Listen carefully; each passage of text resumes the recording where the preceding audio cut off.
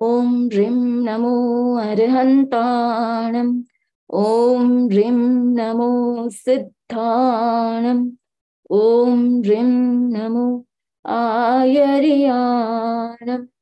ॐ ह्रीं नमो उवच्छायाणम्। ॐ ह्रीं नमो लोये सव्वसाहूणम्। एषु पञ्चणमुक्कारो सव्वपावपणासनो मङ्गलाणं च सव्यसिं परमं भवै मङ्गलं परमं भवै मङ्गलम्।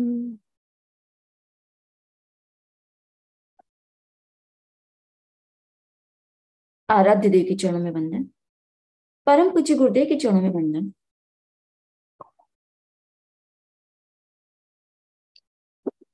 आदरणीय स्वामी जी, वंदामी नमन स्वामी, बंधु एवं बहन। अप्लाइड अनुव्रत व्याख्यान माला चल रही है और आज इसका चौथा, इस लेक्चर सीरीज में चौथा लेक्चर है। मैं अपनी बात की शुरुआत एक घटना से करना चाहूंगी।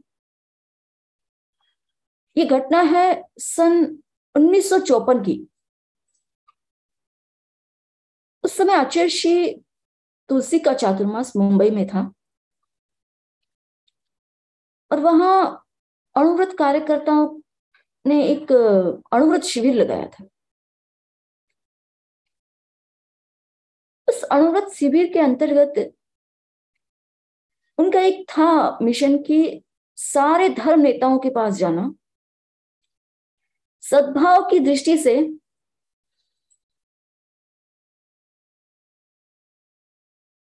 उनसे प्रवचन सुनना, उनसे उपदेश सुनना। और एक दिन वो जो अणुव्रत कार्यकर्ता थे वो सारे के सारे, उन्होंने अपना लक्ष्य नेशनल चर्च को बनाया। सुबह सुबह ही एक बस भर करके वो चर्च तक पहुंच गए। वहां के जो पादरी महोदय थे, उन्होंने देखा कि कोई दूसरे धर्म के लोग आए हैं और कोई इनविटेशन नहीं मिला, फिर भी आ गए हैं, इतनी भीड़ एक साथ। तो एक बार तो उनको आश्चर्य लगा कि क्या हो रहा है, समझ नहीं पाए।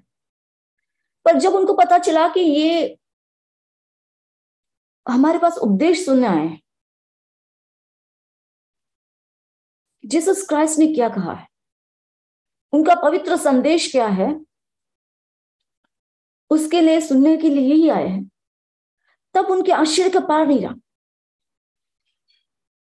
उन्होंने उनको स्पष्ट पूछते हुए कहा, मतलब एकदम स्पष्ट पूछा कि भाई क्या तुम्हारे धर्म गुरु ने तुम्हें चर्च आने की परमिशन दे दी, उनसे परमिशन लेके आए हो? तो सारे लोगों ने कहा कि हाँ, इनफैक्ट हमारे धर्म गुरु ने ही कहा है, उनसे पूछकर ही हम आए हैं। जब उन्होंने ये बात सुनी, उनको बहुत आश्चर्य हुआ। उन्होंने क्रिश्चियन धर्म की बात सुनाई, पर उनका मन तो इसी में उलझा रहा कि ऐसा कौन सा धर्म गुरु है जो अपने शिष्यों को चर्च में जाने देने तक का साहस कर सकता है। और यही उनके दिमाग में उधेड़ बुन चल रही थी। और एक दिन आखिर वो आचार्य जी के पास आए, सारी जानकारी प्राप्त किया, सब कुछ बात पता चली। उसके बाद वो स्वयं अणुव्रती बन गए।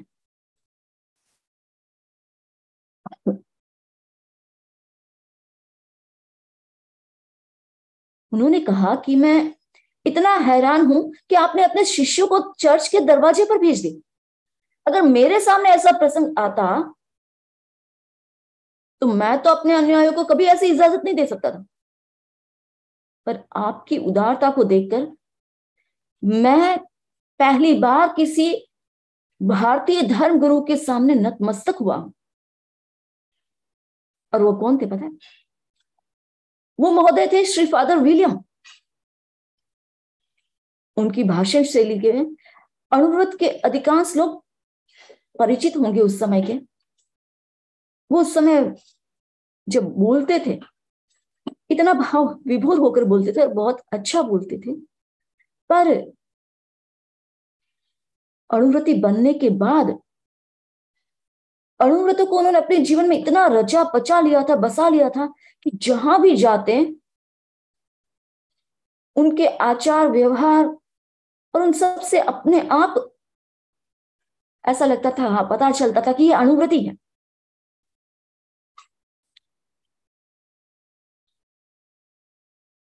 वैसे तो उस एक सन्यासी जैसा ही पादरी थे तो उनको वैसे दिक्कत नहीं आई बहुत ज्यादा, पर फिर भी सबसे बड़ी कठिनाई थी उनके सामने शराब छोड़ने की, क्योंकि क्रिश्चियनिटी में शराब अलाउ है।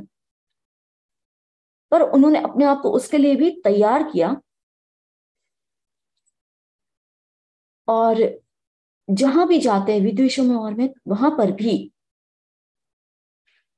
उनके सामने बहुत सारी परिस्थितियां आई पर वो एकदम फर्म रहे और वहां पर भी उन्होंने अनुव्रत की बात कही। तो ऐसे गुरु हमारे आचार्य तुलसी, जिन्होंने हमें ऐसा अनुव्रत दिया, ऐसा अनुव्रत मिशन दिया और हमारे कई अनुव्रती जिन्होंने अपनी लाइफ में इस अनुव्रत को जिया। आज ऐसे ही अनुव्रत प्रयोक्ता श्री बिशन दयाल जी गोयल के जीवन के बारे में हम चर्चा करने जा रहे हैं। उनके बारे में कुछ बताऊं उससे पहले आगम की एक बात। आगम में स्थानांक सूत्र में मानो एक सर्वे किया गया। हम कह सकते हैं कि एक सर्वे, जैसे साइंटिस्ट जैसे सर्वे करते हैं, रिसर्च करते हैं, वैसे एक इन जनरल मानव व्यवहार का, मानव जीवन का एक सर्वे किया गया और उससे मनुष्य को चार भाग में बांटा गया। चार तरह के मनुष्य। कुछ मनुष्य होते जो हमेशा उदित उदित होते हैं, प्रारंभ से लेकर अंत तक अपने जीवन में वो हमेशा उदित उदित ही रहते हैं, हमेशा अच्छा जीवन जीते हैं। कुछ होते उदित अस्तमित होते हैं, शुरुआत अच्छी होती है पर अंत अच्छा नहीं होता। कुछ होते हैं अस्तमित उदित होते हैं, शुरुआत अच्छी नहीं होती पर अंत अच्छा होता है। और कुछ अस्तमित अस्तमित होते हैं, ना शुरुआत अच्छी ना अंत अच्छा, पूरा जीवन ऐसे ही बीत जाता है। जब मैं सोच रही थी बिशन दयाल जी गोयल के बारे में तो मुझे लगा कि वो ऐसे व्यक्ति थे, वो ऐसे मनुष्य थे जो हमेशा उदित उदित रहे। बिशन दयाल जी गोयल एक विरल पर्सनालिटी। उनका जन्म हुआ ज्येष्ठ कृष्णा द्वादशी, विक्रम संवत 1970 ज्येष्ठ कृष्णा द्वादशी के दिन। माता मन्नी देवी गोयल और पिता गंगा साहेब जी गोयल। भिवानी में उनका जन्म हुआ था। पर एक कई बार होता है कि नियति को कुछ और मंजूर होता है। बच्चा अभी घर में किलकारियां उनकी शुरू हुई थी, चहल पहल शुरू ही हुई थी और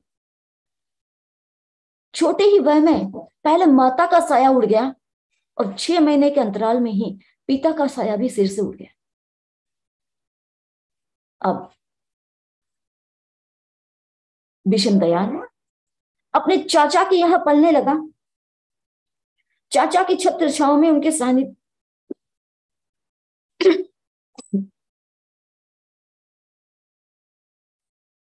उनका पालन पोषण होने लगा। संयुक्त परिवार।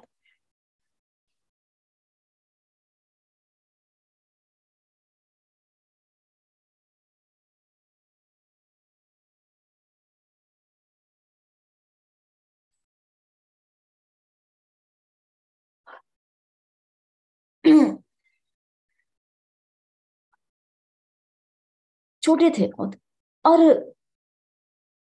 पर चाचा के अंडर में रहने लगे। संयुक्त परिवार की प्रथा थी, तो अपने सारे अपने दोनों बड़े भाई और चचेरे भाइयों के साथ बड़े होने लगे। 5 साल के हुए और स्कूल जाना शुरू हो गया। स्कूल में पढ़ाई में बहुत तेज थे, बहुत ही होशियार थे, हमेशा अपनी क्लास में अव्वल आते थे, हमेशा प्रथम श्रेणी से उत्तीर्ण होते थे, और बचपन से ही अत्यधिक समझदार भी हो गए थे। परिस्थितियों को देख के समय से पहले, बच्चा जैसे मैच्योर होने की बात करते तो वो समय से पहले ही बहुत जल्दी मैच्योर हो गए थे।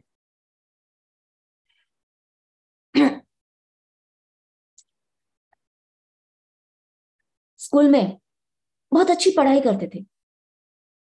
मास्टर जी जो थे उनके वो खास थे और क्लास में मॉनिटर थे।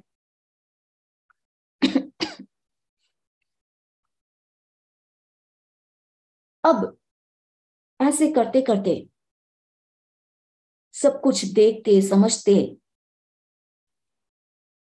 बहुत सारे स्ट्रगल करते हुए कैसे भी करके उन्होंने 7वीं तक पढ़ाई की। वो उन्होंने 7वीं तक पढ़ाई की, तब तक उनके दोनों भाई हांसी जाके अपने अपने बिजनेस में सेटल हो चुके थे।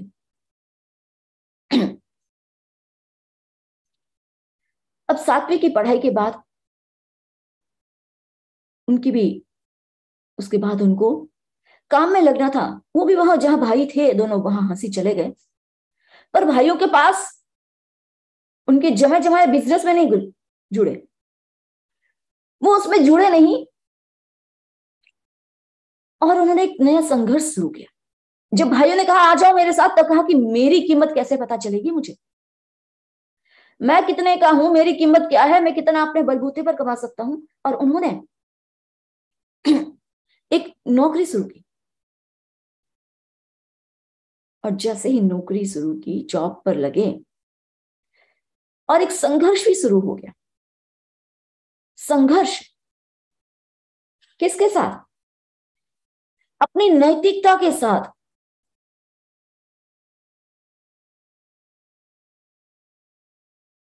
उनको कहा गया, जब वो रुई की जहां पर जॉब करते थे, तो वहां रुई की गांठें बांधी जाती थी, और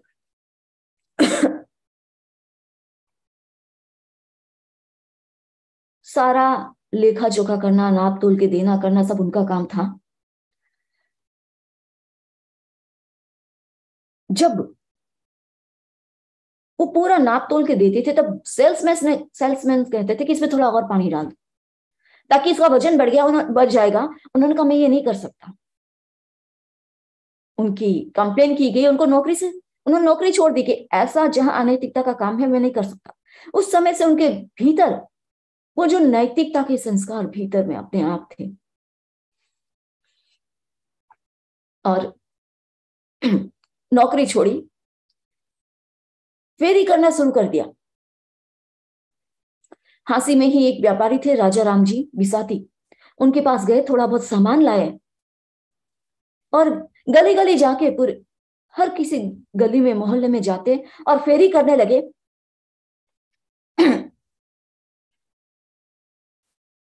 आवाज लगाते, गोटा ले लो, पट्टा ले लो, और लोग उनसे खरीदने लगे।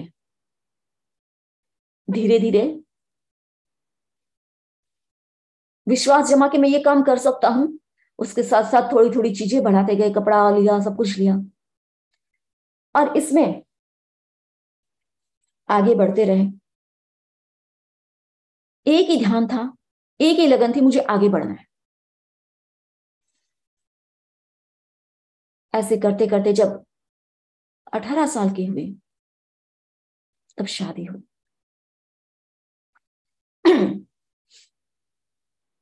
शादी हो गई चमेली बाई के साथ, पर कोई योग संयोग संघर्ष कुछ ज्यादा लिखा हुआ था उनके जीवन में कि जैसे ही शादी के कुछ समय बाद पत्नी बीमार रहने लगी। बचपन में माता पिता को खोया, अब पत्नी बीमार। उनके भीतर से एक खोज शुरू हो गई कि कुछ तो मुझे और चाहिए, कोई ऐसा धर्म चाहिए जो मुझे सही में समझ में आ सके। और वो खोज उनकी जारी रही बहुत लंबे समय तक। हर एक धर्म गुरु के पास जो जहां पर वो जा सकते थे वहां गए, सबका, साधु संतों का, सूफी संतों का, सबका प्रवचन सुनते, उनके ग्रंथ पढ़े, सब कुछ पढ़ा। और उस खोज में एक दिन उन्होंने देखा एक जैन संत को।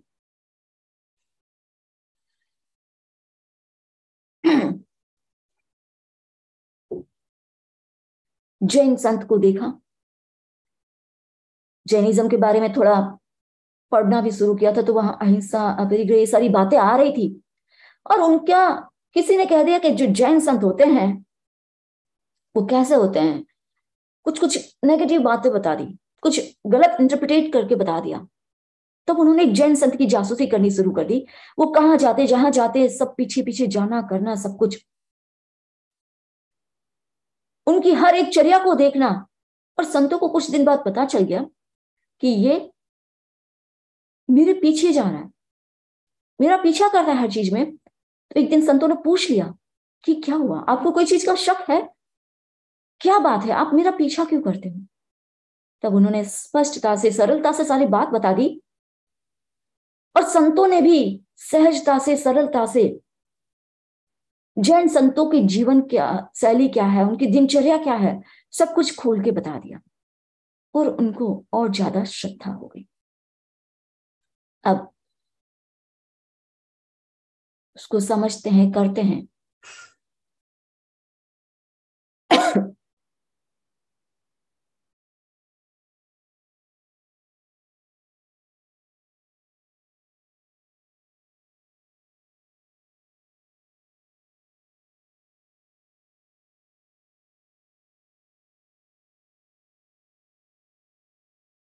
और एक बार संतों की सेवा कर रहे थे,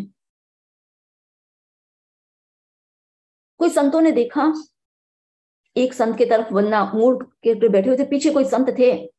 उन्होंने कहा कि दो संत बैठे हुए थे, वो आपस में बात कर रहे थे कि ये धनवान बन, बहुत धनाढ्य व्यक्ति है। उनको लगा विष्णु दयाल जी को ये मेरे बारे में ही बात कर रहे हैं। पूछा, मुनिषी कोई सेवा, कोई काम? बोले काम क्या है, तुम इतने धनाढ्य हो, परिग्रह की कहीं तो सीमा कर लो। कह रहे मजाक क्यों कर रहे हो, 10-15 रुपया महीना मुश्किल से कमाता हूं, मुश्किल से काम चल रहा है, और आप मेरे मजाक कर रहे हो। अरे आज नहीं हो पर तो कल जरूर बनोगे आप, इसीलिए अभी से परिग्रह की सीमा करना सीख लो। ठीक है, कितना करोगे? तो कह रहे 1000। सोच लो सेठ जी, अभी भी 10,000, अभी भी सोच लो। ऐसे करते करते 50,000, लाख, बढ़ाते बढ़ाते 50 लाख तक आ गए। संतों ने कहा एक बार और सोच लो, फिर अपने किए हुए प्रण से, अपने संकल्प से मुकर नहीं सकते हो। कहा ठीक है, 1 करोड़ का करता हूं, जब मेरी आय, वार्षिक आय 1 करोड़ की हो जाएगी, फिर मैं उसके आगे का मेरे संकल्प है। और सही में उन्होंने वो संकल्प ले लिया। और वैसे देखो तो वो बचपन से पक्के शिव भक्त थे, और उनको शिव जी इसीलिए अच्छे लगते थे कि बाकी सब देवी देवताओं को छोड़ो, एक शिव जो है वो ऐसे देवता है जो बिल्कुल अपरिग्रही। बाकी तो कितने सजे धजे रहते हैं, लदे हुए रहते हैं, पर शिव है कि एक बस एक लंगोट में है। तो उन्होंने ये संकल्प ले लिया। और सही में जब वो एक समय ऐसा भी आया कि वो बन गए, एक सफल व्यापारी बने। उनके जो उन्होंने सीमा की थी उतना वो कमाने में भी लग गए। पर कारण क्या था, वो एक सफल व्यापारी क्यों बन पाए? उनके जीवन में कुछ ऐसे गुण थे जिसके कारण वो बहुत अच्छे सफल व्यापारी बन पाए। मैं जब इनका जीवन पढ़ रही थी, मुझे लगा कि कोई भी व्यक्ति अगर इनको पढ़ेगा तो उनको उनके जीवन से बहुत कुछ प्रेरणाएं मिल सकती है। तो सीक्वेंस में पूरा जीवन नहीं लेते हुए मैंने कुछ पॉइंट्स बना लिए कि किसी को अगर सक्सेसफुल बिजनेसमैन बनना है, बिजनेस में सक्सेस चाहिए, तो इनके जीवन से बहुत सारी बातें सीख सकते हैं। उसमें से कुछ पॉइंट्स कि ये हमेशा एकदम पैशनेट रहते थे, एकदम जुनून के साथ जिस काम को करना है मतलब करना है, पीछे नहीं हटते थे। और अपने बच्चों को भी, अपने बेटों को भी यही सिखाया कि जब ये तुम्हें करना है तो करना है, पीछे मुड़ के नहीं देखना है।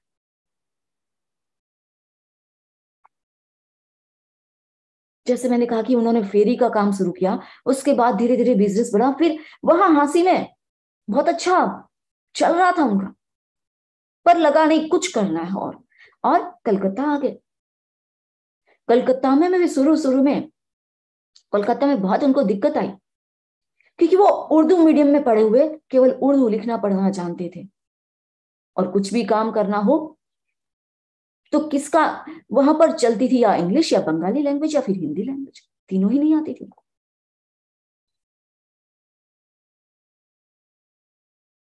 एक बार जाने का सोच भी लिया, पर उनके मित्र ने उनको मोटिवेट किया और उसके बाद उन्होंने कभी पीछे मुड़ के नहीं देखा।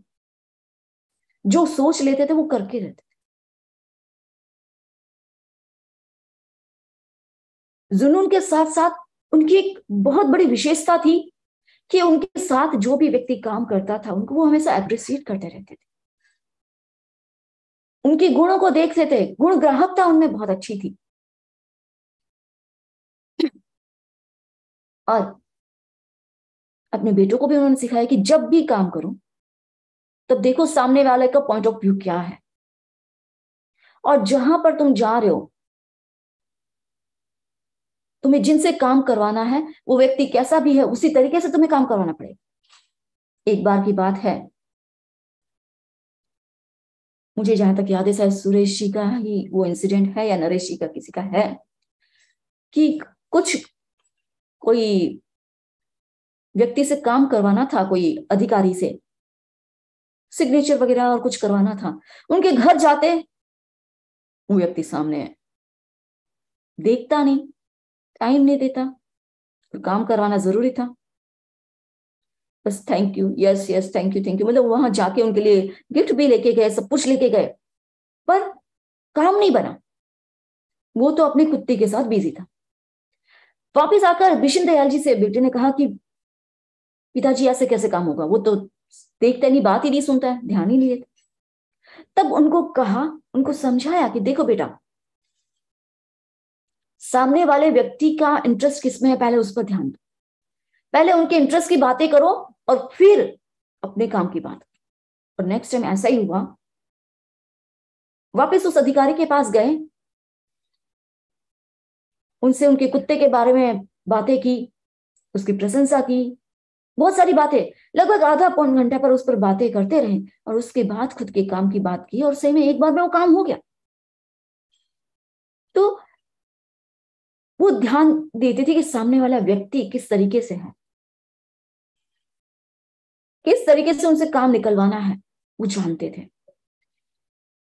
और ये भी जानते थे कि जहां भी बिजनेस में रहना है वहां हमारी ऐसी वैल्यू हो कि कोई भी व्यक्ति उनको लगे कि इनके पास सामान हमें लिया तो एकदम पक्का विश्वास है कि वो अच्छा ही होगा, अच्छा ही मिलेगा।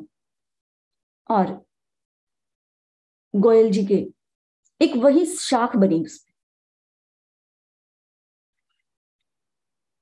तो इनके बहुत सारी ऐसी घटनाएं। और ये भी वो मानते थे कि अगर गिरे हो तो वापस उठ के चलो, रुको मत, और आगे उठ के चलो, बढ़ते चलो। और इसी कारण उनकी लाइफ में जब जब भी कुछ सिचुएशन आई, उन्होंने रुके नहीं, वो आगे बढ़ते गए और इसीलिए वो सफल व्यापारी बिजनेसमैन बन पाए। दूसरा उनका अगर हम उनकी लाइफ का पहलू देखें तो वो जिम्मेदार गृहस्थ थे। उनकी फर्स्ट पत्नी जो थी वो 6 साल में उनकी मृत्यु हो गई। शादी के 6 साल बाद ही उनकी मृत्यु हो गई। परिवार वालों ने, भाइयों ने, सबने फोर्स किया। 1 साल बाद वापिस उनकी शादी हुई तिलका सुंदरी जी के साथ। और सही में वो भी उनके साथ कदम दर कदम मिला के चली। अपनी गृहस्थी की दृष्टि से भी विष्णु दयाल जी के कुछ अपने उसूल थे। वो हमेशा सबको सम्मान देते थे, चाहे छोटा हो बड़ा हो, सबको सम्मान देना है। कहां पर किस प्रकार व्यवहार करना वो जानते थे। और परिवार में भी अच्छे से सबके साथ सबकी स्किल का कैसे उपयोग करना और खुद की स्किल को भी कैसे डेवलप करना, पूरा अच्छे से करना वो जानते थे।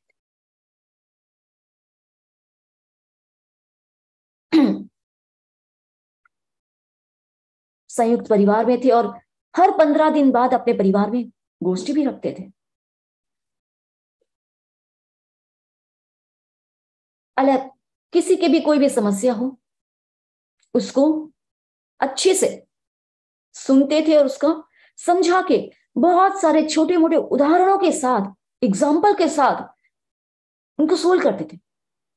एक बात है कि एक बार की बात, उनके बिजनेस और परिवार के साथ कैसे वो सेटलमेंट करते थे और कैसे सब कुछ समझाते थे, उसकी एक घटना बहुत सुंदर लगी मुझे, बहुत अच्छी लगी। कोई एक कंपनियां थी जिनसे बहुत सारे पैसे, लाखों रुपए लेने थे, पर वो दे नहीं थे। वो उनको यहां तक जाकर के कह दिया कि कोई बात नहीं, इन लाखों रुपयों का सारा ब्याज छोड़ दो, हर महीने केवल 1000-1000 रुपया आप दे दो। तब भी वो रेडी नहीं हुए। उससे पहले ही कब से उनका बेटा जो वकील था वो कह रहा था कि पिताजी हमें केस कर देना चाहिए, पर उन्होंने पहले परमिशन नहीं दी। अब जब परमिशन दी तो उन्होंने, बेटे ने पूछा कि मैं तो पहले से ही कह रहा था, आपने इतना समय लगाया, इतना समय लगाया, पहले ही हम कर लेते। तब कहा, एक घटना सुनाई कि देखो, कृष्ण को पता था कि महाभारत का युद्ध होगा, पर फिर भी वो पांडवों के प्रतिनिधि बन करके दुर्योधन के पास गए कि कुछ नहीं, तुम भले पूरा राज्य मत दो, केवल छोटे मोटे 5 गांव दे दो ताकि वो रह सके। और जब उसने कह दिया कि मैं एक सुई जितनी जमीन भी नहीं दूंगा, तब जाकर के उन्होंने कहा ठीक है, फिर युद्ध करना पड़ेगा। और कृष्ण ने इसलिए ये कहा कि कोई ये नहीं कह सकता संसार में कि पांडवों ने जबरदस्ती युद्ध किया, तो वैसे ही कोई हमें ये नहीं कह सकता कि हमने जबरदस्ती उन पर केस थोपा। हमने हमारे सारे प्रयास कर लिए, अब वो नहीं मान रहा है तो हम हमारे जो हमारा अधिकार है उसके लिए संघर्ष करेंगे।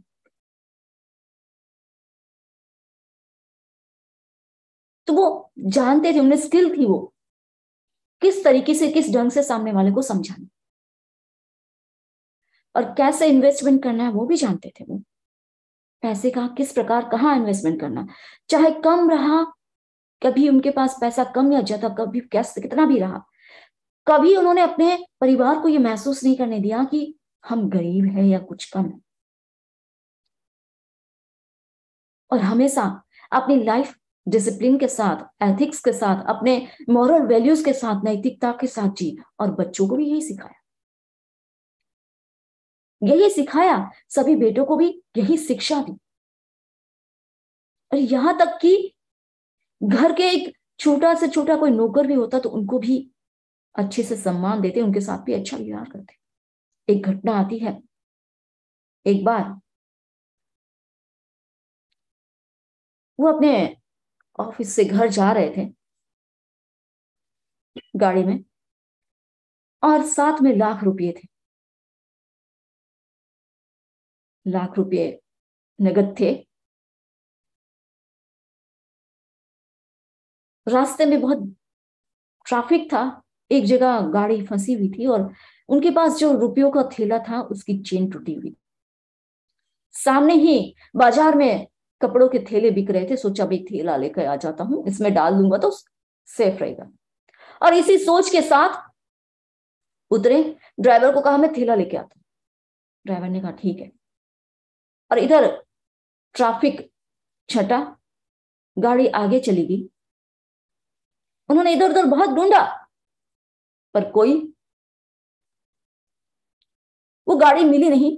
अब ढूंढते ढूंढते करते करते घर पहुंचे तो गाड़ी तो गैराज में खड़ी।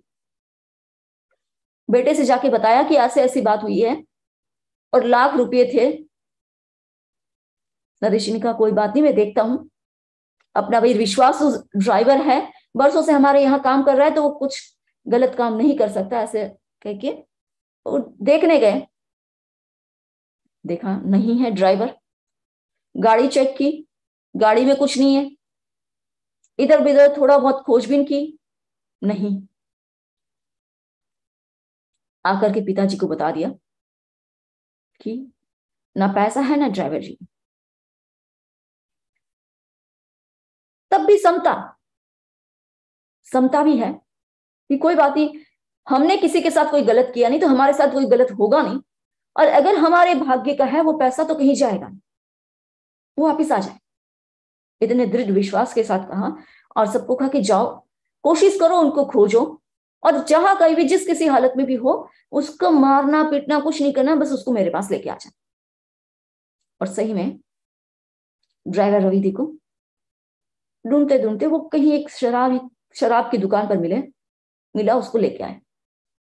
उनसे बातचीत की, उनको कहा कि देख, सबसे पहले तो ये समझाया कि देखो ये पैसा तेरे पास तेरे लिए था ही नहीं। अगर तेरे लिए होता तो तेरे पास गाड़ी थी, पैसा था, तू कब का कब कहीं निकल जाता, पर तुम नहीं निकल सके, मतलब ये पैसा तेरे लिए था ही नहीं। अब देख, बता दे सीधा सीधा, मैं कुछ भी नहीं करूंगा,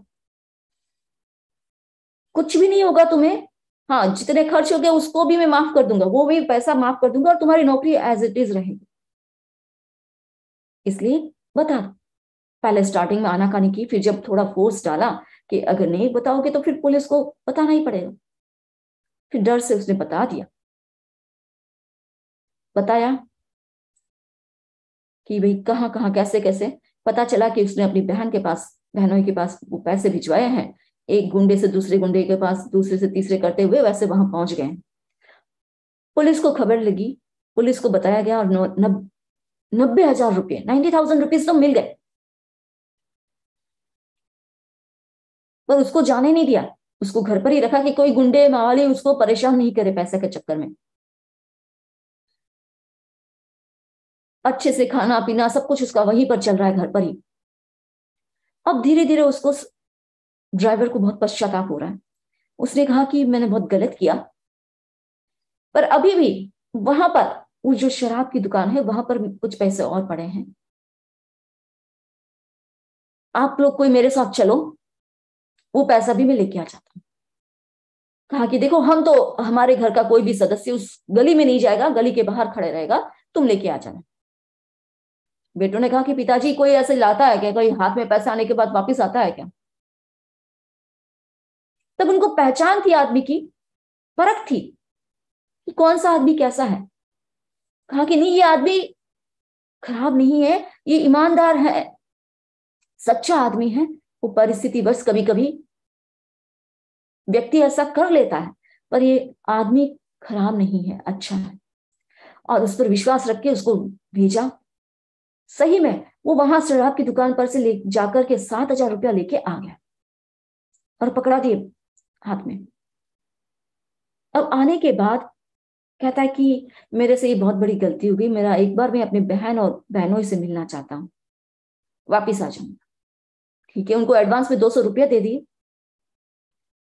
वो अपने बहन बहनोई के पास नहीं जाकर के सीधा एक लड़की के पास गया, जिसके वो उसके साथ कोई अपना उसका लफड़ा चल रहा था, कोई भी अफेयर और चल रहा था। वहां जाके उस लड़की को लताड़ा किया और कहा कि तुम्हारे कारण मैंने ये गलत कदम उठाया, पर आज देखो वो सेठ इतना अच्छा है, उसने मुझे कुछ भी नहीं किया। मेरी नौकरी भी अच्छे से, मुझे सम्मान के साथ सब कुछ मेरा किया, और तुम्हारे कारण मैंने ये गलत कदम उठाया। मैं अब उनको मुंह दिखाने लायक नहीं रहा, मैं अब जिंदा नहीं रहना चाहता हूं, और अपनी जिंदगी का अंत करने के लिए तुम्हारे पास आया हूं। और उस लड़की के पास वहां पर ही जहर खा के जब सुसाइड कर लिया, इधर पता चला गोयल जी को, उनका अंतिम संस्कार भी अपने यहां ला करके किया। तो अपने नौकर के साथ भी, चाहे उसकी गलती भी हो गई, तो भी अच्छे से व्यवहार करना, हर व्यक्ति के साथ अच्छे से, परिवार में किसको कैसे जरूरत है उसी तरह से ट्रीट करना। साइकोलॉजिकल सबको ट्रीट करते थे, और आओ भगत भी, खिलाने पिलाने के बहुत शौकीन थे। हमेशा अपने साथ एक थैला रखते थे, उसमें कुछ खाने पीने की चीजें रखते थे, और जब सेवा में भी जाते थे गुरुदेव के, तो पास में बहुत सारी चीजें रखते थे।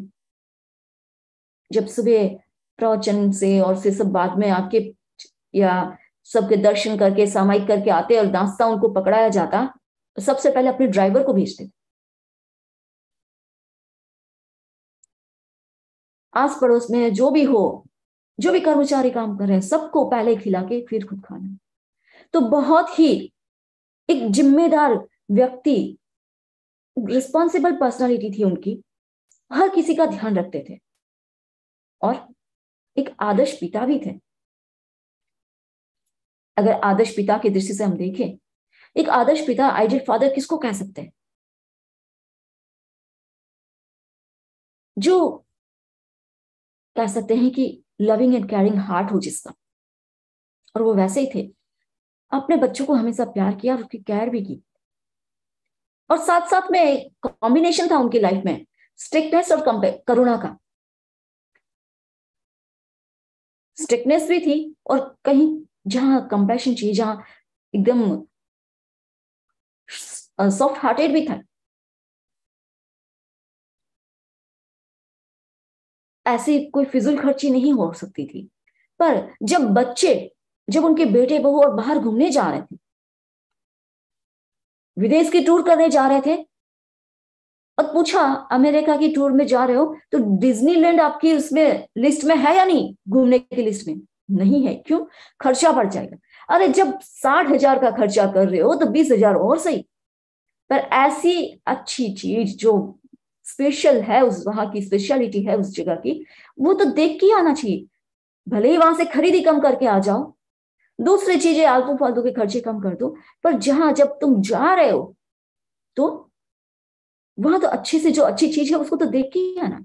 तो वैसे स्ट्रिक्टनेस भी थी, और ऐसे बहुत खुले दिल वाले, खुले विचारों वाले थे। अपनी बहुओं के साथ भी आराम से उनकी बात सुनते, उनको बहुत अच्छे से समाधान देते थे। और मान लो वो एक शील्ड के जैसे था, वो प्रोटेक्शन शील्ड थे उनके बच्चों के संस्कारों के लिए। उनके,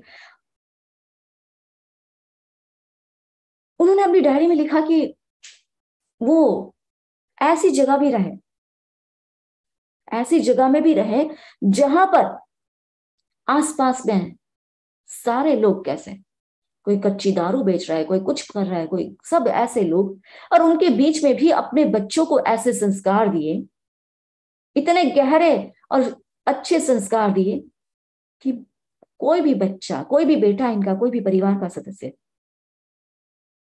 किसी भी तरह के व्यसन से दूर रहा, सारे व्यसनों से दूर रहा।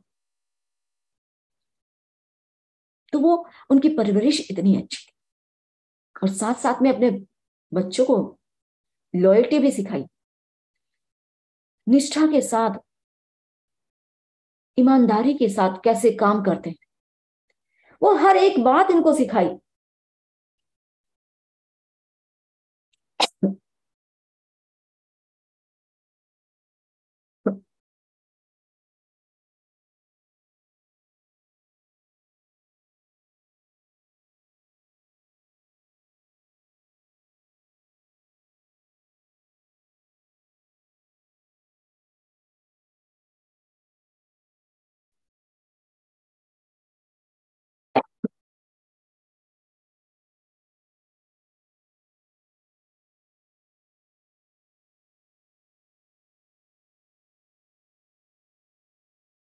वो एक सच्चे अणुव्रती भी थे।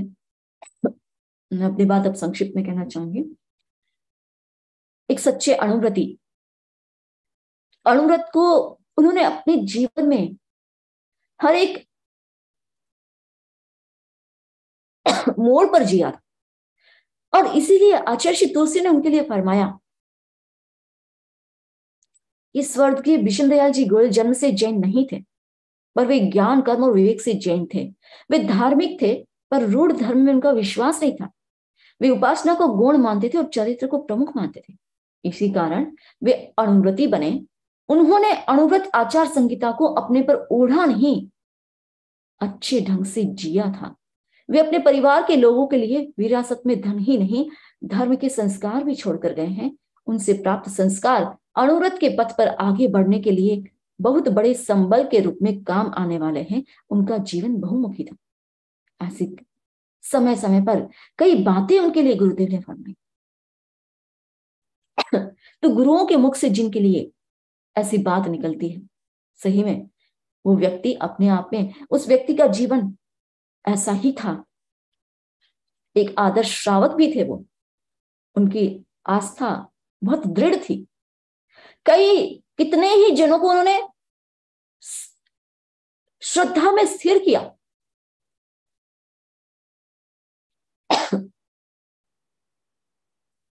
और आस्था इतनी दृढ़ थी, हालांकि वो सब जगह जाते थे, जितने भी वहां कलकत्ता में अलग अलग धर्मावलंबी जो भी लोग थे, सबसे उनका परिचय था। वो सबके पास जाते थे, उनके आचार्यों के पास, उनके जो भी प्रमुख अधिकारी उनके पास जाते, उनकी बातें सुनते, उनसे डिस्कस करते, सब कुछ करते, पर उनकी आस्था बहुत दृढ़ थी। और जो भी उनके पास आता उनको वात्सल्यपूर्वक को सिखाते थे, वत्सलता देते थे कि वो व्यक्ति उनका हो जाता था। साधविक वात्सल्य भी, उसके लिए वो तत्पर रहते थे। एक घटना आती है, एक बार कोई एक व्यक्ति जो मूलतः राजस्थान का अपनी बहन के साथ आया, और वहां के कोई एक प्रौढ़ व्यक्ति के साथ अपनी बहन का शादी का संबंध तय हो गया, किया, और उनकी शादी करनी थी।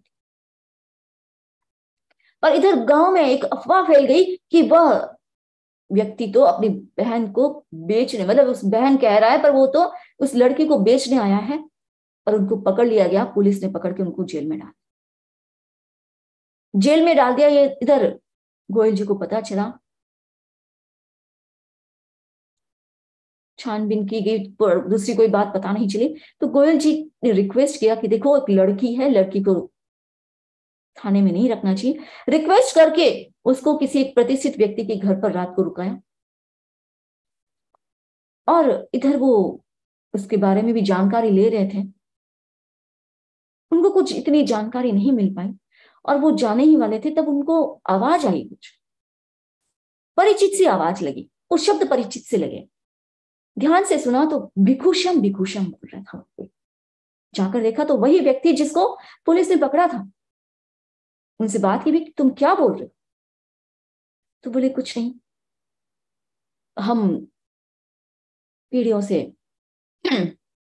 बाप दादा सब तेरापंथ धर्म संघ में आस्था रखने वाले हैं, और हमारे पहले गुरु आचार्य भिक्षु, उन्हीं को याद कर रहा हूं, भिक्षु शाम को, क्योंकि मुझे तो लग रहा है कि ये लोग सुबह तक तो मुझे जिंदा ही नहीं छोड़ेंगे, मार मार के पूरी रात में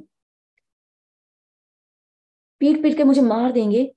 और ऐसी स्थिति में जहां मैं एक अनजान देश में हूं, मेरा और कोई सहारा नहीं, बस धर्म ही शरण है, और इसलिए भिक्षु श्याम का स्मरण कर रहा हूं। तब उनको लगा कि ये तो और कोई नहीं, मेरा साधविक भाई है। भले ही मैं जानू ना पहचानू नहीं, पर मेरा साधविक बंधु है, मुझे इस समय सहायता करनी चाहिए। और जाकर के उसकी जमानत करवाई कि मेरा भाई। तो पुलिस वाले कह रहे, अभी तो तुम कह रहे थे कि मैं इनको जानता नहीं, अब कह रहे मेरा भाई। हाँ, ये मेरा साधर्मिक भाई है, हम दोनों के गुरु एक है। तो उनके साधर्मिक वात्सल्य की भावना, उस व्यक्ति को नहीं जानते हुए भी सारा सब कुछ काम किया, सारी खोजबीन करके पता चला कि वो सही है, कोई गलत नहीं। तो उनकी बहन की शादी जैसे अपनी बहन की शादी हो वैसे धामधूम से करवाई, और सब कुछ अच्छे से करवाया।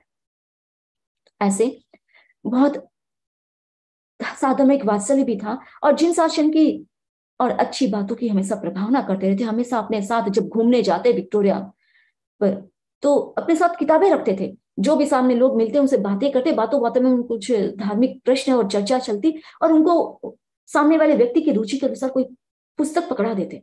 ऐसे उन्होंने लाखों किताबें बांटी होती, और जो भी कोई अच्छा काम करता उनको प्रोत्साहित करते रहते थे, आगे बढ़ाते रहते थे। आचार्य श्री महाप्रज्ञ जी ने तो उनको यहां तक कहा कि वो तो एक कुशल चिकित्सक थे। कुशल चिकित्सक मतलब कि वो खुद की भी चिकित्सा करते थे, दूसरों को भी करते थे, और धर्म श्रद्धा एक चिकित्सा है, विथ हीलिंग करते थे वो।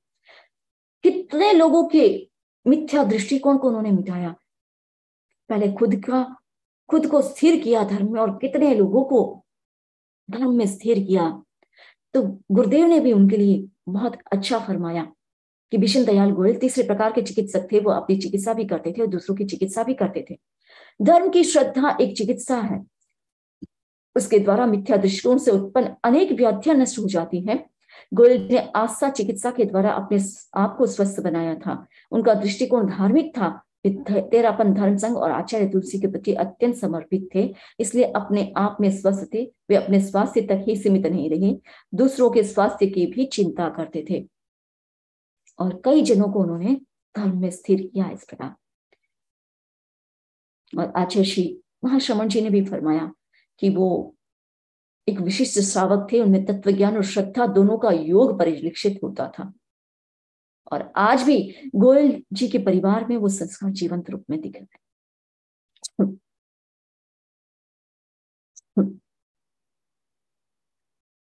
गुरुदेव तुलसी ने उनको शासन सेवी संबोधन दिया था। महासभा ने उनको समाज भूषण जैसा गरिमापूर्ण अलंकरण दिया, और साध्वी प्रमुखा जी ने फरमाया था उनके लिए कि वो सही में कसौटी पर खरे उतरे, क्योंकि कुछ व्यक्ति होते वो अपने जीवन काल में ही अपनी प्रासंगिकता को खो देते, पर कुछ ऐसे होते जिनकी प्रासंगिकता उनकी मृत्यु के बाद भी बने रहते। पर उनके साथ तो दोनों ही जीवन काल में भी उनकी प्रासंगिकता इतनी ही थी, और बाद में भी आज भी जो भी उनको सुनता है, उनके बारे में सुनता है, समझता है, उनके जीवन को समझने की कोशिश करता है, उनसे प्रेरणा लेने की कोशिश करता है, तो उनका कल्याण ही होता है। तो वैसे बहुत ही अच्छे थे।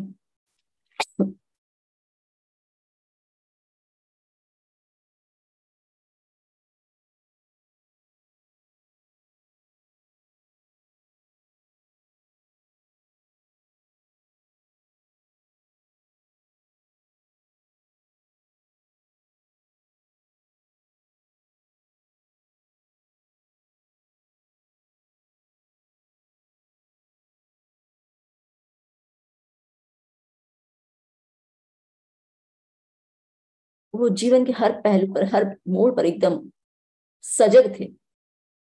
संथारे की अंतिम समय की भी तैयारी उन्होंने पहले से शुरू कर दी। संथारा तो उन्होंने किया था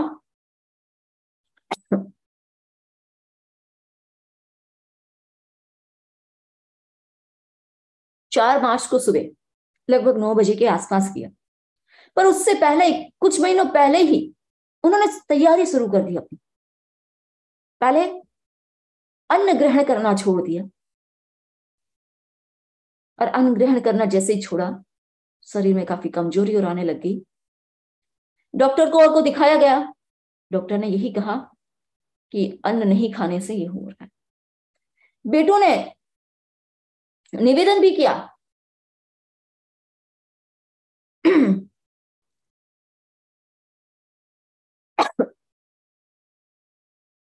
कि आप इसके कारण है,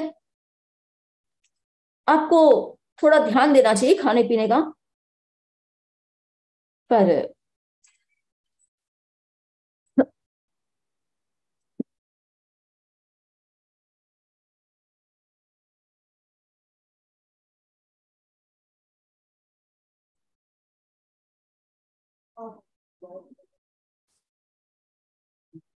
पर उन्होंने कहा कि जैसे धर्मशाला में कुछ नियम होते हैं, वो जितने दिन के लिए ली जाती है उतने दिन ही रुक सकते हो, उससे ज्यादा नहीं रुक सकते हो, उससे ज्यादा रुको तो जो उसका मालिक है वो भी नाराज हो जाता है। ये भी धर्मशाला थी मेरी, अब ये इतने दिन के लिए ही थी। और उन्होंने ऐसे कह के बैठों को समझाया और अपनी तैयारियां शुरू कर दी। और 4 मार्च सुबह 1986 को सुबह सुबह 9 बजे संथारा लिया, एकदम जागरूक अवस्था में। और योग संयुक्त प्राय उस समय साधु साधी कम रहते हैं गांव में वहां पर उस समय साध्वी सी चांद कुमारी जी भी वहीं थे और उनको दर्शन देने पधारी। उन्होंने 24 संथारा का प्रत्याख्यान करवाया और 2 घंटों में बाद उनका संथारा भी सीज गया। तो ऐसा जागरूक व्यक्ति जिन्होंने अणुव्रत 12 व्रत सब कुछ जिया अपने जीवन में, और यहां तक कि उनके जीवन का एक सामायिक और तो उनके जीवन का अंग था।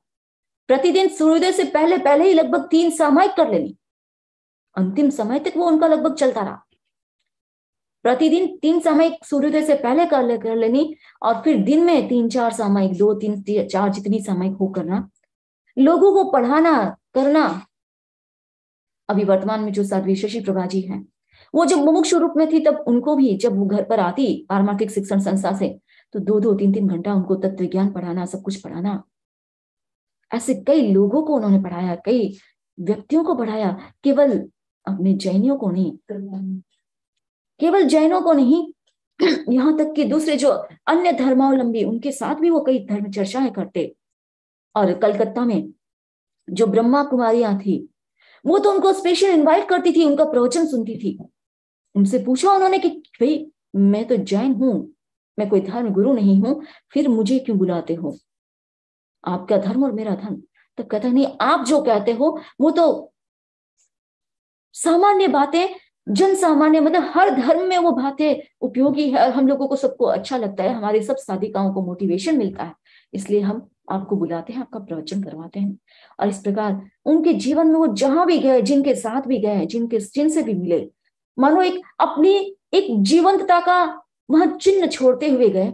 अंतिम क्षण तक वही जीवंतता के साथ उन्होंने जिया और पूरे परिवार में वो संस्कार छोड़ के गए।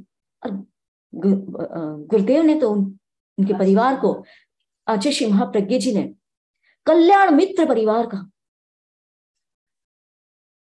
इतना सौभाग्यशाली परिवार कि पूरे परिवार को एक गुरुदेव गुरु की तरफ से ऐसा संबोधन मिला, कल्याण मित्र परिवार, बहुत बड़ी बात है। तो आज भी ये पूरा परिवार समय समय के साथ पूरी हर समय के साथ जैसा और विशेष परिचय देना वैसा देते हैं, और वैसे हर समय हर क्षण पूरी श्रद्धा और निष्ठा के साथ संघ के लिए समर्पित है। गोयल जी ने तो अपने पुत्रों के लिए गुरुदेव को यहां तक कह दिया कि पूरा संघ भी कभी किसी कारण से अगर गुरुदेव आपके विरुद्ध हो जाएंगे, पर मेरे पुत्र हमेशा आपके साथ रहेंगे। उनको अपने पुत्रों पर इतना विश्वास था।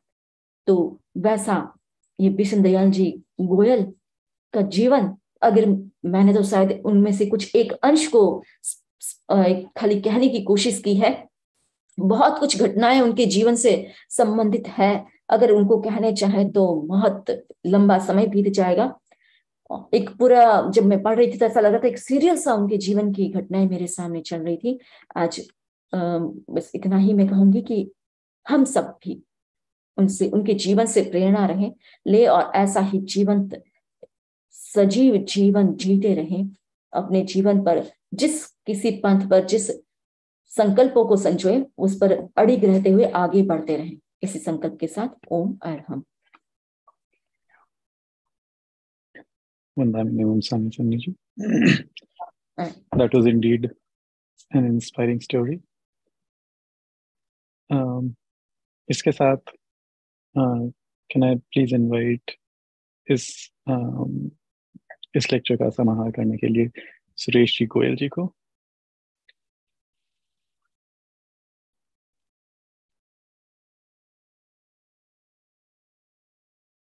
सुरेश गोयल जी, you can mute yourself now.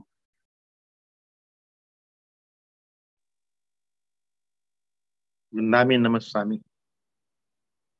Arham. Jain Vishva Bharati, Orlando, New Jersey, Houston, London के केंद्र से जुड़े हुए सभी श्रावक बंधुओं को, पूरे भारतवर्ष के जुड़े हुए श्रावकों को, बंधुओं को, बहनों को मेरा सादर जय जिनेंद्र। मैं पूज्य गुरुदेव का असीम अनुकंपा मानता हूं कि उनके आशीर्वाद से मुझे मनुष्य जन्म मिला। मनुष्य जन्म में जैन धर्म मिला, जैन धर्म में तेरापन धर्म मिला, और ऐसे माता पिता मिले जिन्होंने जीवन जीने की कला सिखाई, स्वयं भी एक अच्छा जीवन जिया और अपने बच्चों को भी एक अच्छा जीवन जीने की कला सिखाई।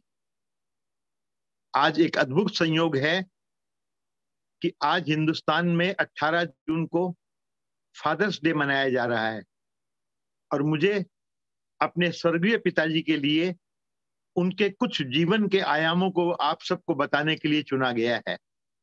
मैं इसे अपना सौभाग्य मानता हूं। भारतवर्ष के स्वतंत्रता के 75 वर्ष बीते हैं, अनवरत आंदोलन भी 75वें वर्ष में प्रवेश कर गया है। बंधुओं, मैं आपको ईमानदारी से बताना चाहता हूं, मेरे पिताजी ने अनुव्रत को ओढ़ा नहीं, अनुव्रत के नियमों को, अनुव्रत के संकल्पों को जीवन में जिया। अनुव्रत के संकल्प जीवन में जीने से उन्हें क्या मिला? उन्हें अपूर्व शांति मिली। उनका कहना था, रुपया जो भी कमाता है, व्यापार जो भी करता है, वो चाहता है कि जिंदगी में उसको शांति मिले। अनुव्रत के नियमों को उन्होंने जब पालना की, उनकी नैतिकता को उन्होंने जब ओढ़ा, उनकी स्वल्प इच्छा के साथ इच्छा परिमाण शक्ति उन्होंने बिताई, तो उनका जीवन बहुत अच्छा रहा। उन्होंने जैसी मृत्यु की कल्पना की थी वैसी मृत्यु पाई, वैसा जीवन जिया। अपने 7 बच्चों, 7 लड़के और 2 लड़कियों के साथ 9 बच्चों को एक अच्छा जीवन जीने के लिए उन्होंने सिखाया। मैं उनके जीवन की कुछ छोटी सी घटनाएं आपके समक्ष रखना चाहता हूं। मेरे पिताजी ने, आज लोग पर्यावरण में बोलते हैं कि पानी को बचाओ, पेड़ को बचाओ। बंधुओं, आज से 55 साल पहले मैं देखता था मेरे पिताजी पानी के उपयोग की सीमा रखते थे कि मुझे आज 3 लीटर पानी से ज्यादा उपयोग नहीं करना, आज 5 लीटर पानी से ज्यादा उपयोग नहीं करना। वो कभी भी टैप के नीचे हाथ नहीं धोते थे। पहले एक गिलास में या एक बाल्टी में या एक मग में पानी लेते थे, उस मग से स्नान करना, मुंह धोना, हाथ धोना। उनका ये निश्चित विश्वास था, आने वाले युग में घी मिलना संभव है, पानी मिलना असंभव हो जाएगा। पानी का नष्ट करना उन्हें कतई बर्दाश्त नहीं था। पानी के उपयोग की सीमा वो हमेशा रखना चाहते थे। पेड़ को बचाना की हमेशा उनकी लालसा रहती थी। पर्यावरण के प्रति उनका मन में इतना विश्वास था कि यदि पर्यावरण को हमने खो दिया तो हम कुछ नहीं कर पाएंगे। यदि अपने अपनी ईमानदारी खो दी, अपनी नैतिकता खो दी, हम कुछ नहीं कर पाएंगे। वो कहते थे अपने बच्चों को, हम सबको, कि तुम बड़ा से बड़ा व्यापार करो, मुझे मनाही नहीं है, लेकिन तुम इस रुपए के मालिक नहीं, इस रुपए के ट्रस्टी हो। जैसे बैंक का मैनेजर साल भर काम करता है, करोड़ों रुपए का लेन देन करता है, लेकिन उसका ममत्व उस 50,000 रुपए महीने पे जो उसको महीने के आखिरी में मिलने वाली है। तो मेरे बच्चों, तुम कितना भी बड़ा व्यापार करो, लेकिन अपनी ईमानदारी के साथ ये ध्यान रखो कि तुम्हारी इच्छाएं स्वल्प हो, तुम भोग उपभोग की वस्तुओं के अंदर में इच्छा परिमाण रख सको, ताकि तुम एक अच्छा जीवन जी के एक अच्छा श्रावक बन सको। हमारे पिताजी ने हमारे, जब भी परिवार के अंदर में कोई भी बड़ा से बड़ा नुकसान हो जाता, बड़े से बड़ी फैक्ट्री के अंदर, फैक्ट्री में स्ट्राइक हो जाती, कोई फैक्ट्री बंद हो जाती, हमारे पिताजी ने उसकी कभी चिंता नहीं की, उसके लिए कभी मायूस नहीं हुए। उन्होंने कहा कि अपना संयोग इतना ही था, चिंता करने की दरकार नहीं है, यदि हमारा ईमानदारी का रुपया है तो हमारे पास वापस पुनः आएगा। और यही कारण था कि उस विश्वास के साथ, उस नैतिकता के साथ उन्होंने जीवन जिया और एक अच्छा व्यापारी वो बने। उन्होंने शुरुआत में, उनके पास अर्थ की बड़ी अनुपलब्धता थी, लेकिन कभी बैंक का रुपया नहीं मारा, कभी समाज का रुपया नहीं मारा, कभी लोगों में कभी भी गलत काम करके नकली माल बेचना, कम माल बेचना, मजदूर की मजदूरी मारना उनके नियम में नहीं था। उन्होंने अपने बच्चों को भी शिक्षा नहीं दी। हम लोग गोयल परिवार के अंदर रेलवे का चक्का बनाते थे, इंजन का चक्का सरकार को देते थे, उसमें बहुत कुछ धांधली की जा सकती थी, लेकिन उनका एक पूरा आदेश था कि मेरे बच्चे कोई भी गलत काम ना करें जिससे उन्हें सिर झुकाना पड़े। आज हम 35 साल से भारत सरकार को, रेलवे को इंजन का चक्का दे रहे हैं, लेकिन 35 साल में हमारे परिवार ने एक भी गलत चक्का रेलवे को नहीं सप्लाई किया। ये हमारे पिताजी का कर्तव्य था कि उन्होंने अपने बच्चों को नैतिकता सिखाई, और हमारा ये कर्तव्य था कि हम उनके कहे पर चलें। आज हम लोग इस परिवार के अंदर में, पूरे परिवार के अंदर में हमारे खान पीन में शुद्धता है, ये हमारे पिताजी की वजह से, क्योंकि उन्होंने अपनी जिंदगी के अंदर खुद भी नैतिकता रखी, खान पीन की शुद्धता रखी, अपने बच्चों को भी वही संस्कार दिए। मैं आपको बताऊं, बहुत छोटा मैं देखता था, जब भी मेरी माँ या भाभी कोई भी सब्जी बनाने के लिए तरकारी काटती, फल काटती, पिताजी उस सब छिलकों को एक प्लास्टिक में इकट्ठा कर लेते। हम बोलते पिताजी क्या करेंगे? नहीं नहीं, तुम मुझे दे दो। वो जाते विक्टोरिया, जब घूमने जाते, वो गाय के सामने उन छिलकों को डाल देते। उनका कहना था ये छिलके तुम फेंकोगे तो कूड़ा बन जाएगा, लेकिन मैं गाय को दूंगा तो वो गाय का दूध बनेगा। तो इस सब चीजों के लिए वो बहुत ज्यादा पर्टिकुलर थे कि वो अपने पर्यावरण के प्रति, ईमानदारी के प्रति, नैतिकता के प्रति, इच्छा परिमाण के प्रति उनकी जागरूकता थी। उन्होंने अपने बच्चों में भी जागरूकता रखी। आज हम लोग उसी जागरूकता की वजह से तेरापन धर्म संघ को, जो पूज्य गुरुदेव तुलसी ने अनुव्रत आंदोलन चालू किया, उस आंदोलन के साथ हम सब जुड़कर अपने आप को सफल बना रहे हैं, अपने आप को सौभाग्यशाली मान रहे हैं। और आज अनुव्रत के 75वें वर्ष में, इस अनुव्रत काल के अंदर में, आज ये पिताजी के ऊपर जो ये गोष्ठी रखी गई, आप सब इसमें जो भाग ले रहे हैं, मैं आप सबको हृदय से धन्यवाद देता हूँ। समनी श्री जैन प्रज्ञा जी और समनी श्री शांति प्रज्ञा जी को मैं हृदय से आभारी हूँ कि उन्होंने मुझे मौका दिया, मुझे बोलने का मौका दिया। आप सबको मैंने सुना, मुझे बहुत अच्छा लगा कि मेरे पूज्य पिताजी के बारे में इतनी अच्छी जानकारी समनी जी ने रखी। मैं आप सबको निवेदन करूं कि यदि हम लोग नैतिकता के साथ अनुव्रत के नियमों का पालन करेंगे, अपने देश को बचा पाएंगे, अपने समाज को बचा पाएंगे, स्वयं को अच्छे जीवन को पाएंगे। आप सबने मुझे समय दिया, इसके लिए मैं हृदय से कृतज्ञता ज्ञापित करता हूँ। ओम अरहन, जय जिनेन्द्र, शुभ भविष्य है सामने। Over. That was indeed very inspiring, Sureshi. Thanks a lot for sharing your thoughts with us and the story of your father with us. So with that, may I please request Samni ji to do the Manglik, please?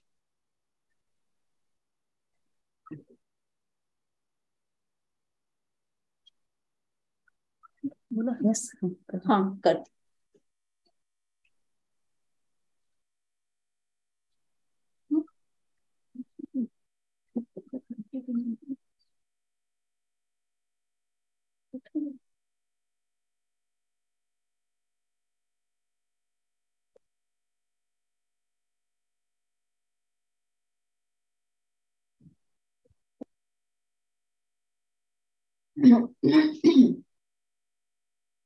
मंगल पाठ। गोयल जी का जीवन बहुत ही एक आस्था और गुरु भक्ति का एक जीवंत उदाहरण था, और जिसे समनी शांति प्रज्ञा जी ने बड़े रोचक और सरस ढंग से प्रस्तुत किया। और बड़े मतलब जब ये पढ़ रहे थे तो बोल रहे थे वंदना में मैं किस चीज को बोलूं और किस चीज को छोड़ूं। इतना अच्छा इनका लाइफ है, मैं तो कहूँ सबको पढ़ना चाहिए। और पूरा ग्रंथ निकला हुआ है, स्मृति ग्रंथ। और गोयल परिवार समणी जी के लिए कहा जाता है कि समणी जी के भाई हैं, यानी इतनी श्रद्धा भक्ति जो कूट कूट करके इनमें भरी है, और जो संघ की जो सेवा करते हैं, ये मेरे शब्द बहुत छोटे हैं उसके लिए। इतनी सेवा करते हैं सभी भाइयों में और सभी में। उनके पीछे जो हमारे जो बहुएं आई हैं, वो सारी की सारी सनातन धर्म वाली आई है। सब कैसे एक रंग में रंग गए, एक रंगा जो ऐसा परिवार है। और आचार्य श्री महाप्रज्ञ जी ने जिसको कल्याण मित्र से संबोधित किया, बहुत ही सबके लिए प्रेरणादायक परिवार है, जिसे सबको एक मोटिवेशन मिल सकता है, और कोई भी इनके संपर्क में आए वो भी यही अनुभव करता है। गोयल जी, वाह क्या कहना गोयल जी का, एक बहुत ही अच्छा। और अभी पिछले हमारे महासभा के अध्यक्ष रहे हैं सुरेश जी, तो संघ में इतनी बड़ी सेवाएं भी देते रहे हैं, और ये सेवाएं इनकी सतत ऐसी ही चलती रहे, जेनरेशन टू जेनरेशन ये गोयल जी के संस्कार इनमें ट्रांसफर होते रहे, ऐसी मंगल कामना करते हैं। ओम अर्हम। चत्तारि मंगलम अर्हंता मंगलम सिद्धा मंगलम साहू मंगलम केवली पन्नत्तो धम्मो मंगलम। चत्तारि लोगुत्तमा अर्हंता लोगुत्तमा सिद्धा लोगुत्तमा साहू लोगुत्तमा केवली पन्नत्तो धम्मो लोगुत्तमो। चत्तारि शरणं पवज्जामि अर्हन्ते शरणं पवज्जामि सिद्धे शरणं पवज्जामि साहू शरणं पवज्जामि केवली पन्नत्तं धम्मं शरणं पवज्जामि। विघ्नहरण मंगलकरण स्वाम भिक्षुनो नाम गुण ओळख समरण किया सरे चिंत्या काम सरे चिंत्या काम सरे चिंत्या काम।